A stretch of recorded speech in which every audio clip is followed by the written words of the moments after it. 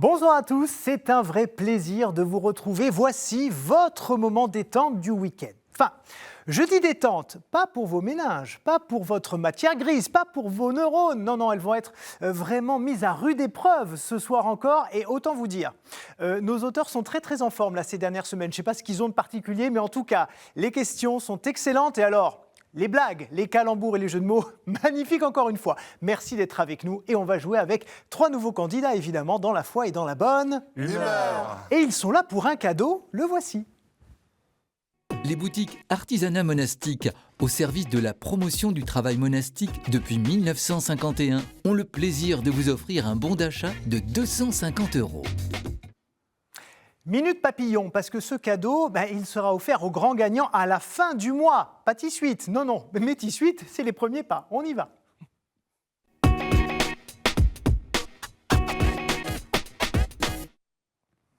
Ils sont là, nos 3 candidats. On va les découvrir. Edgar, Julienne et Fabrice, bonsoir. Bonsoir. Comment ça va tous les 3 ? Vous avez déjà le sourire aux lèvres, ça fait plaisir. Edgar, on va peut-être commencer par vous découvrir. Okay. Vous nous venez d'où et qu'est-ce que vous faites de beau dans la vie ? Alors, je viens du Cameroun, mais j'habite à Franconville, dans le 95. Et je suis chef d'entreprise. J'ai une agence de communication et de marketing digital. Donc, j'accompagne des marques ou des artistes indépendants à se développer. D'accord. Et alors, vous avez de très belles passions. Paroles bibliques, je vois, louanges, les saints avec une dévotion mariale particulière, l'art, la photo, la gastronomie. Vous avez l'air d'être un homme à 100 000 volts. C'est ça ? Oui, voilà, j'ai une dévotion mariale. J'aime beaucoup mon mari. Et justement, avec Immaculée, on a une association Foi inébranlable. Donc, c'est toujours la joie, rien que la joie. Ouais, alors justement, vous avez énormément d'implications dans plein de mouvements. Alors, je vois EAP Paroisse Saint-Madeleine à Franconville, enseignement du caté dans un lycée, membre d'un groupe charismatique Ephata. Enfin bref, racontez-nous tous ces engagements. Oui, alors je suis engagé dans ma paroisse du coup Sainte-Madeleine. Ouais. Donc je salue le père Pierre et le père Éric Paul et tous les paroissiens de Franconville. Et on dépend du diocèse de Pontoise. Donc je salue aussi monseigneur Stanislas Lalanne. Qu'est-ce que vous y faites très précisément ? Donc, je suis le conseiller du curé, donc voilà, de l'équipe d'animation pastorale. Et avec le groupe Ephata, c'est un groupe de prière, de louanges, donc on loue le Seigneur. Bon, et en gastronomie, vous faites un petit peu de cuisine, de pâtisserie, c'est ça ? Exactement. Ou vous aimez juste manger ? Parce que ça peut être une passion de juste aimer manger, sans rien faire. J'aime beaucoup découvrir des restaurants. Ah oui ? Partout dans Paris, des chefs aussi. Donc je regarde beaucoup des émissions aussi télé. Donc voilà, j'aime beaucoup. Et je prépare, je sais très bien faire du poulet au four ou la tarte que mon frère Junior m'a appris à faire, la tarte aux pommes. Donc voilà. D'accord, bon écoutez, parfait. Si je puis être un petit peu trivial, je dirais, mes questions maintenant, vous allez les manger. Vous allez en manger. Je ne sais pas si elles seront toutes bonnes. On verra ça, c'est prêt ? Okay. Allez, on y va, top pour le chrono. Pendant la marche du peuple hébreu dans le désert, comment Dieu les guidait-il ? Par une colonne de nuée, réponse A. Par le vol d'écailles, réponse B. Ou par des chèvres sauvages, réponse C. Je dirais A. Oui, une colonne de nuée, effectivement, et ça vous guide vers votre premier point. Un catéchumène martyr pour sa foi est réputé baptisé par un baptême de feu, réponse A. Baptême de sang, réponse B. Ou baptême de vent, réponse C. Je dirais baptême de feu. Et non, c'est un baptême de sang, parce qu'il a versé son sang, tout simplement. À quel saint est dédiée la cathédrale d'Autun ? À saint Frusquin, à saint Lazare d'Aix ou à saint Jean-Paul ? Je dirais réponse B. Oui, saint Lazare d'Aix, et moi je vous dédie un point de plus. Dans quel département français se trouve la Grande Chartreuse ?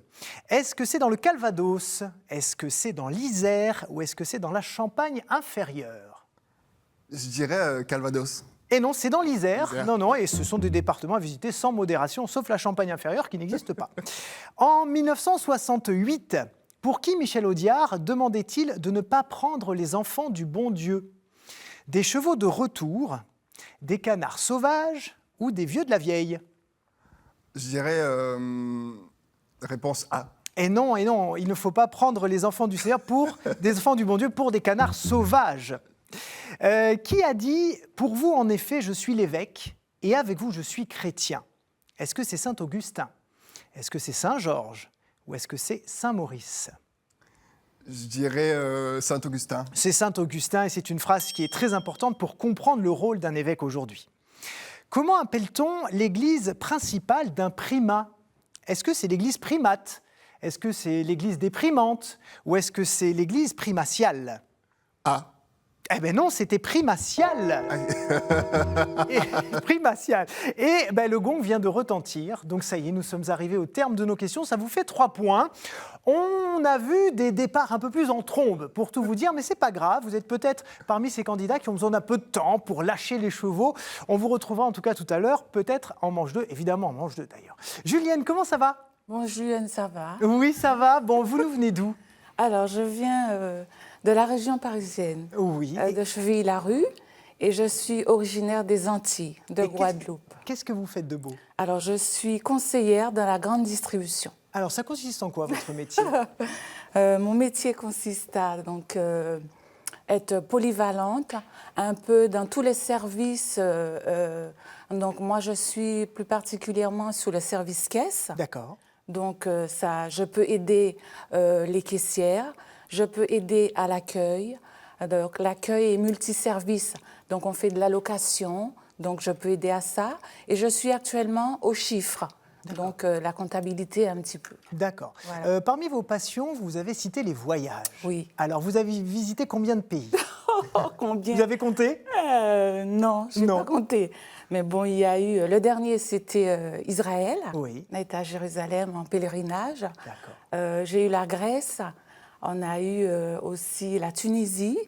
Qu'est-ce que j'ai eu d'autre? Tunisie, la Et Grèce. en Israël, tiens, par exemple, Voilà. puisque vous y êtes allé en pèlerinage, qu'est-ce qui vous a le plus marqué? Le plus marqué, c'est le Saint-Sépulcre, Ouais. le lieu là. Alors cette foule, c'est vrai que c'était vraiment impressionnant. On n'avait qu'une hâte, c'est de rentrer et tout le monde était devant comme ça. Donc il y a ça.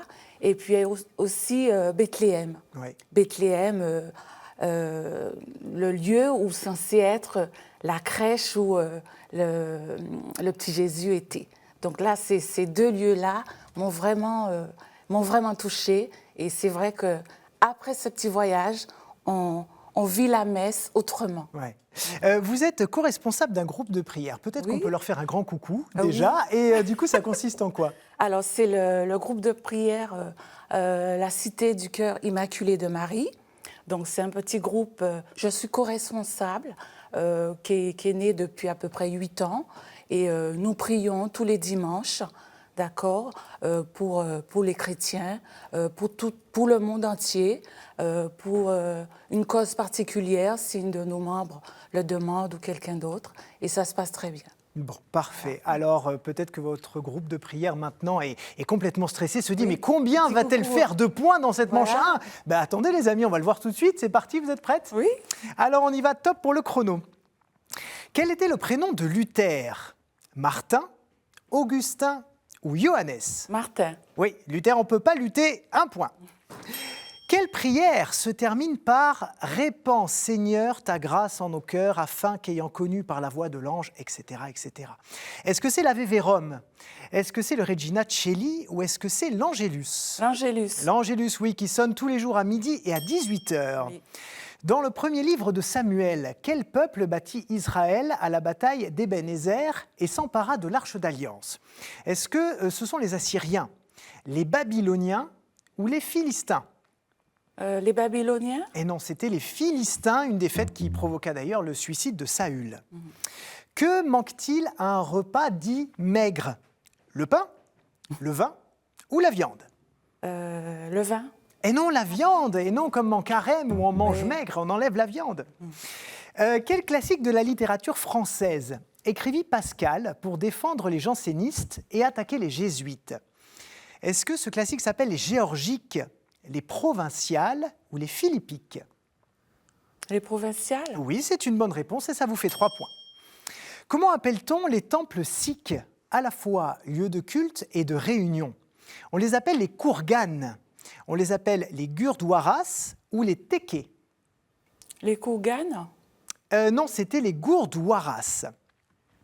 Elles étaient des prêtresses vierges, entretenant le feu sacré de la Rome antique. Nous parlons des vésicules, nous parlons des vestales, ou nous parlons des Vésuves. les prêtresses vierges qui entretenaient le Les feu sacré. Vestales. Comment? Les Vestales. Les Vestales, oui, allumer le feu, comme dirait Johnny Hallyday, ça vous fait un point. Quelle relique fut volée par les Perses en 614 et ramenée à Jérusalem par Héraclius en 628? Le gong vient de retentir, on a donc tout le temps qu'il faut pour réfléchir à cette question. Est-ce que c'est la Sainte Croix qui fut volée par les Perses? Est-ce que c'est la Sainte Crèche? Ou est-ce que c'est la Sainte Couronne? J'hésite. La Sainte Couronne, on va dire. Eh non, c'était la Sainte Croix. Eh non. Bon, ça vous fait quand même 4 points. Ça vous donne déjà le leadership sur Edgar, en attendant bien sûr de découvrir Merci. Fabrice. Comment allez-vous? Ça va bien, merci. Agent d'escale chez, allez, on les cite, Air France. Allez chez Air France. C'est on le ça, cite, donc oui. qu'est-ce que vous faites très exactement? Donc je m'occupe en fait de la gestion des vols. Je m'occupe aussi de tout ce qui est le travail en fait en amont pour nos collègues en fait du terrain.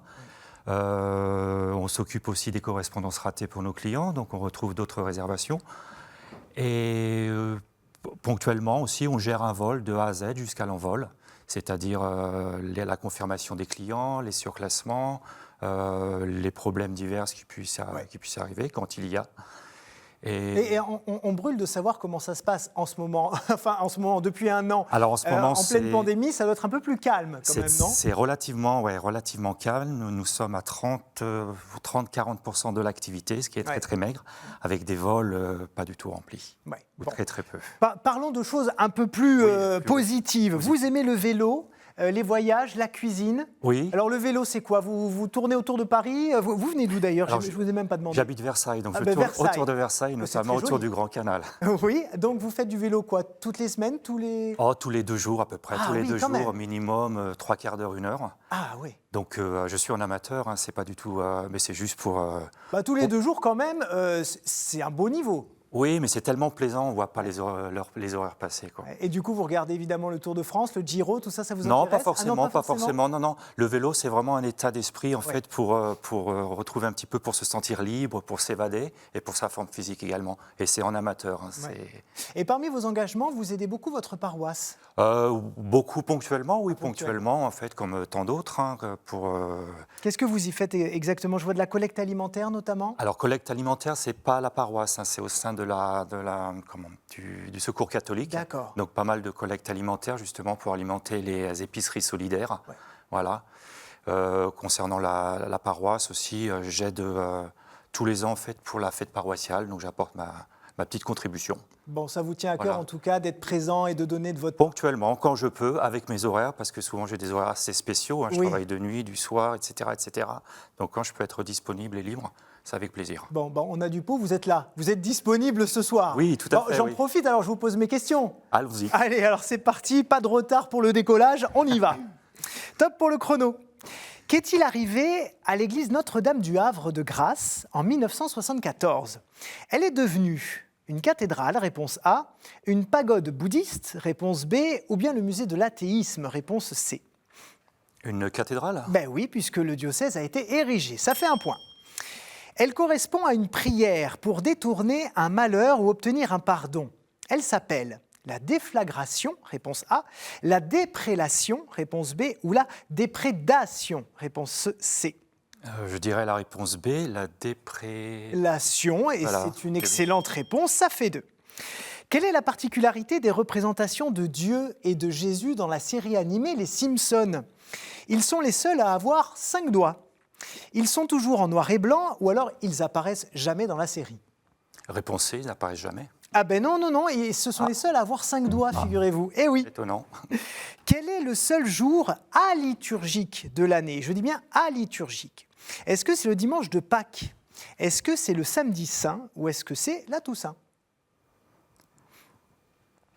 Seul jour aliturgique, Ah, liturgique. où il n'y a pas de liturgie. Oui, réponse B, le samedi Eh saint. oui, le samedi saint, puisqu'on est dans l'attente de la résurrection de Jésus. Quel célèbre abbé a fondé le CNAM, Conservatoire national des arts et métiers, en 1794? L'abbé Prévost, réponse A. L'abbé Grégoire, réponse B. Ou bien l'abbé Rode, en réponse C. Réponse A, l'abbé Prévost. Ah bah non, Ah. c'est pas ça. Eh non, c'était l'abbé Grégoire. Qui surnomme-t-on Jacques le Juste? Est-ce que c'est Jacques le Majeur? Est-ce que c'est Jacques le Mineur? Ou est-ce que c'est Jacques le Cadet? Réponse B, Jacques le Mineur. Eh oui, et son prénom c'est Jacques, c'est juste. Quel jeu reproduit au sol un plan d'église avec abside et transept et conduit de la terre jusqu'au ciel?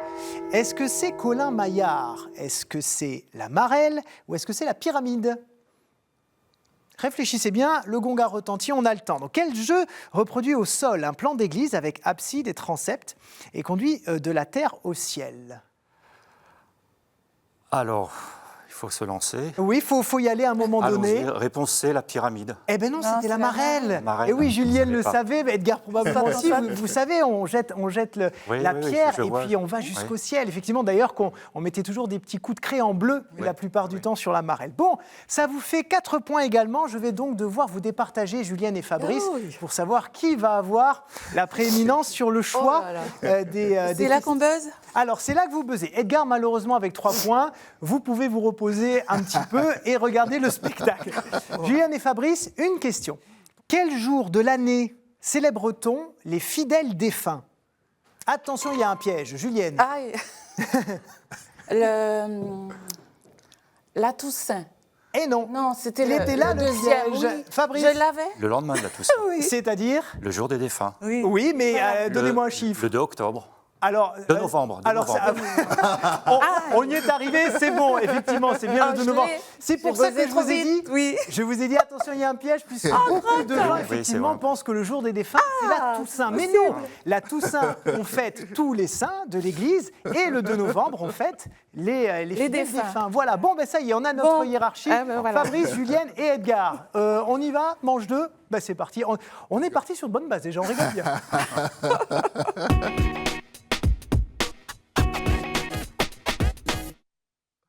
Julienne n'en revient toujours pas Mais d'avoir oui, vu la Toussaint. parce que j'ai dit, c'est là, c'est les défunts, j'ai dans Eh la oui, tête. mais vous savez, défunts. le problème, c'est qu'on a un truc dans la tête et le temps que ça vienne, ça se transforme. Bon, c'est pas très grave, vous inquiétez pas. Fabrice, maintenant, on va vous demander de choisir 2 thématiques parmi celles-ci et on va les passer en revue. Je vous propose les saints et les témoins de la foi. Je vous propose la Bible, l'Église et son histoire, liturgie, sacrement et prière, art, culture et foi, et puis les questions providentielles. Je vous écoute. Alors, liturgie, sacrement et prière. Bien sûr, avec plaisir. Et en second, les fameuses questions providentielles. Les fameuses et très célèbres, effectivement. Julienne, un thème pour vous. Saints et témoins de la foi. Il est tout aussi célèbre, celui-là. Je crois que les saints et les témoins de la foi et les questions providentielles, on les a eues à toutes les émissions. Les amis, maintenant, les scores reviennent à 0. Oui. Voilà, vous avez tous la même chance de venir avec moi en finale à la fin de cette émission. Mais, il va falloir répondre à nos questions. Les mains sur le buzzer. Edgar, d'ailleurs, est déjà prêt. Il les a depuis à peu près 1h50 sur le buzzer. Je sens qu'il veut y aller. Donc, on y va et on commence avec liturgie, prière et sacrement. Mon équivalent chez les orthodoxes et les catholiques de rites orientaux se nomme sticarion. Je trouve mon origine dans la tunica talaris des Romains. Dans le rite romain, justement, le prêtre me vêt en disant la prière que l'on peut traduire par « Purifie-moi Seigneur et lave mon cœur pour que, purifié dans le sang de l'agneau, je puisse me réjouir éternellement ». Les ministres institués, acolytes, lecteurs, personnes en tenant lieu me portent seuls. Les ministres ordonnés me portent avec les tolles, sous la dalmatique, la chape ou la chasuble. Comme l'heure où blanchit la campagne, je tire mon nom de ma couleur blanche, en latin alba. Nous cherchons un vêtement liturgique, vous l'avez compris. Fabrice. L'aube. Et l'aube, eh oui, tout simplement, alba, aube. Ça fait 1 point. Question providentielle, les très célèbres donc. Je fus initialement un vêtement ecclésiastique, bah tiens, on y retourne. Un camail noir à capuchon, porté par les prêtres aux offices en hiver. Le mot dérivant probablement de la formule de bénédiction prononcée au moment de le revêtir. Ce vêtement noir, tranchant, sur le blanc du surplis est sans doute, selon le dictionnaire Littré, l'origine du nom donné vers 1771 à un jeu. Ça, c'est un gros indice. Un jeu dont le dessous de chacune des 28 pièces était noir. De l'habillement ecclésiastique aux couleurs contrastées s'inspira un costume de bal à capuchon, puis le masque, aussi appelé loup, dont les usages dissimulateurs ne font pas forcément en hommage au seigneur auquel mon nom fait référence. Julienne. La cape. La cape, non, du tout. Pensez à un jeu dont le dessous de chacune des 28 pièces est noir. Fabrice? Domino. Ben oui, domino, ne le dis pas comme ça de façon presque dégoûtée, c'est bien ça, c'est bien le domino. Et donc, c'est le nom d'un vêtement liturgique. Oui. Ah ouais, mais on apprend des choses, les amis, bien sûr. Saint et témoin de la foi, ça fait déjà 2 points pour Fabrice. Ne vous laissez pas distancer les autres, attention. Une foule de saints a porté le prénom que vous cherchez maintenant. Ils eurent comme nom de famille Cnan, Higgins, Guillot, Gambacorta, Nolasque ou Yaropolk. Comme surnom, les Icastes, le militaire, le percepteur, l'aléoute ou le vénérable. L'un d'entre eux, jésuite né à Nimègue, rédigea un catéchisme qui connaîtra un succès fabuleux. Il est docteur de l'Église, comme un autre porteur de ce prénom, qui fut, lui, évêque de Ravenne au 5e siècle. Et il était si éloquent, qu'on le surnomma chrysologue, c'est-à-dire parole d'or. Tous, bien sûr, ont voulu suivre les traces du premier porteur de ce prénom, qui est le premier des apôtres. Fabrice est allé super vite. Jean. Ah non. Non. Alors Edgar, si vous avez une proposition, vous alliez dire Jean aussi? Non. Ah ben là, puis... Le premier des apôtres. Oui. Ah, on peut pas se tromper, hein. On en a éliminé un. Julienne. Saint-Paul. Eh mais non, c'est pas le premier des apôtres. Edgar, ne me décevez pas. Le premier des apôtres. Oui. Pierre. Mais oui, Pierre, bien sûr. Mais il est venu de loin. Pierre, bien sûr, je bâtirai mon église, etc. C'est le premier. Bon, ben c'est bien. Enfin, c'est bien. C'est pas mal. C'est pas mal. 2 pour Fabrice, 1 pour Edgar. Et on continue sur liturgie, prière et sacrement. On y revient. L'objet que vous cherchez doit son nom à sa forme ronde. Il admet de nombreux homonymes. Ainsi, il désigne un os fourchu au-dessus de l'estomac d'un oiseau, fusionnant les 2 clavicules. En architecture, il correspond au petit jour réservé dans le berceau d'une voûte ou d'une petite baie voûtée pratiquée dans les côtés d'une voûte. Il désigne aussi la pièce de bois d'instrument de supplice qui maintient le cou du supplicié. Et dans la liturgie, cet objet se définit comme le cercle placé au centre de l'ostensoir pour y recevoir une hostie. Et en optique, le mot va souvent par paire sur le nez. Les lunettes? Mais oui, les lunettes. J'ai pas osé vous dire que vous en portiez tous pour vous donner un indice. C'est effectivement lunette ou lunule, qui vient de petite lune. Bien, Fabrice 2, Julienne 1, Edgar 1. On revient à nos questions providentielles maintenant. Et c'est la dernière question, attention. Le mot qui nous désigne vient du latin qui signifie paysan, c'est-à-dire originellement éloigné de la civilisation, de la cité. À partir de l'an 370, les lois impériales emploient ce terme pour désigner ceux qui pratiquent la magie, ceux qui sont considérés comme superstitieux ou dans l'erreur, attachés aux religions anciennes. Beaucoup de pères de l'Église ont donc écrit contre nous. Les païens. Les païens est une excellente réponse. Bravo Fabrice. Bon, mais en même temps, ça ne m'arrange pas. Parce que vous aviez déjà le nombre maximum de points. Moi, je voulais surtout départager Edgar et Julienne. Donc c'est bon. Fabrice, vous venez avec moi en finale. Bravo à vous. Julienne, Edgar, allez, on y va. Quel pape se recueillit à la grotte de Lourdes en 1983, j'allais dire. Allez, je vous la donne l'année. Quel pape en 83? Moi, j'aurais dit le pape Jean-Paul II. Et c'est une bonne réponse, Edgar. Voilà. Vous venez avec nous en finale. C'est bon. Bon, écoutez, Julienne, un grand merci d'avoir été avec nous. Merci, bravo pour votre parcours. Peut-être que vous avez un petit bonjour à passer. Bonjour à tous ceux qui regarderont l'émission. Et Immaculée, comme ça. Voilà, elle comprendra. Regardez, vous avez un cadeau. Sage Distribution a le plaisir de vous offrir les DVD du documentaire Les 7 églises de l'Apocalypse et du film Romero. Merci beaucoup Julienne d'être venue jusqu'à nous et bon retour. Et vous voyez les amis, dans cette émission, on joue, on teste ses connaissances religieuses, mais on rit aussi beaucoup, il y a une super ambiance. Alors venez, moi je n'attends que vous. Il y a quand même une petite question à laquelle il faut répondre. Vous connaissez le principe, regardez. De quelle ville normande Claude Monet a-t-il peint 28 vues du portail occidental de la cathédrale? Une très grande ville normande. Sinon, vous allez sur Google, vous regardez, mais vous ne nous direz pas que vous avez triché. qcm@ktotv.com avec votre réponse, vos coordonnées téléphoniques. Et puis, si vous recevez un coup de téléphone avec un 01, peut-être que c'est nous. Ben oui, et vous aurez le plaisir de venir sur ce plateau et nous de vous accueillir. On y va, on se met en marche pour le sprint final.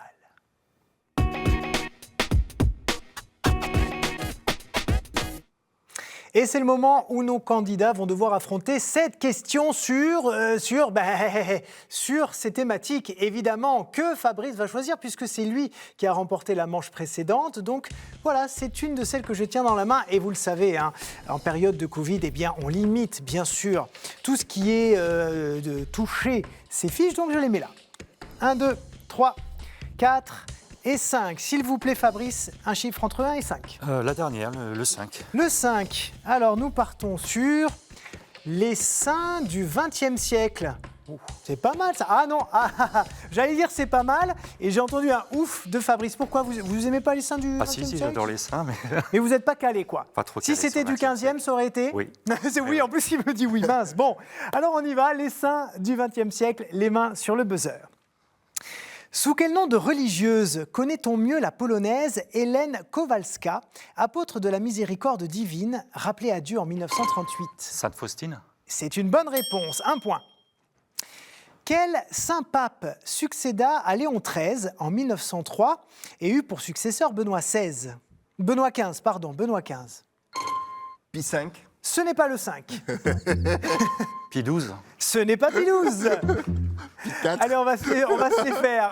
Pi 4. Pi 4, ce n'est pas Pi 4. Non, mais dites-vous qu'on est en 1903. À Pi 4, on devait être au Moyen-Âge, peut-être même avant. Dites-vous bien qu'on est en... Pi 15. Pi 15, non, là, je ne sais même pas s'il y a un Pi 15, on va me dire dans l'oreillette. Mais... Pie 10. Pi 10, c'est une bonne réponse, Fabrice, oui. Juste dans l'oreillette à nos auteurs, est-ce qu'il y a eu un Pi 15 ? Et non. On s'est arrêté à 12. Ben oui, c'est ça. Donc, si vous m'aviez dit Pi 22, ça ne marchait pas non plus, vous voyez. Ça fait 2-0. Dans quel camp moururent Edith Stein et Maximilien Kolbe? Dans quel camp moururent Edith Stein et Maximilien Kolbe? Auschwitz. Auschwitz, effectivement, en 1941. On va s'arrêter une petite seconde. Fabrice a 3 points. Il lui manque 1 point et il a remporté cette émission. Edgar, est-ce que vous allez pouvoir nous donner une réponse autre que rigolote? Parce que c'est très drôle, moi j'adore. Mais il faut nous donner des bonnes réponses à un moment donné. C'est gentleman.